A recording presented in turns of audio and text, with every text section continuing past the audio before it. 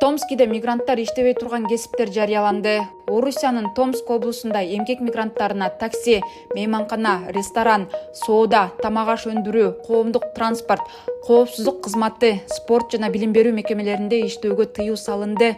Мындай жарлыкка кол койгонун облустун губернатору Владимир Мазур телеграмдагы каналына жарыялады. Ал мындай чечим антитеррордук комиссия улуттук диаспоралардын өкүлдөрүнүн катышуусунда кабыл алынганын белгилеп, эми 1 ноябрдан тарта эмгек патенти бар чет өлкөлүк жарандар бул жумуштарда иштей албай турганын тизмелеген. Губернатор ишканалардан штаттарын эч кандай чыгымсыз жаңы стандартка жеткирүүсүн суранган. Анын айтымында облус өзүнүн кадрдык потенциалын атамекендик адистердин эсебинен өнүктүрүүгө ниеттенүүдө. Кадр жетишсиздигине карабастан, быйыл Орусиянын башка аймактарында да мигранттардын иштөөсү чектелди. Алардын арасында Калининград, Липецк жана Воронеж облустары бар. Жакында эле Орусиянын улуттук иштер боюнча федералдык агенттиги Борбор Азиялык мигранттар үчүн атайын адаптациялык курс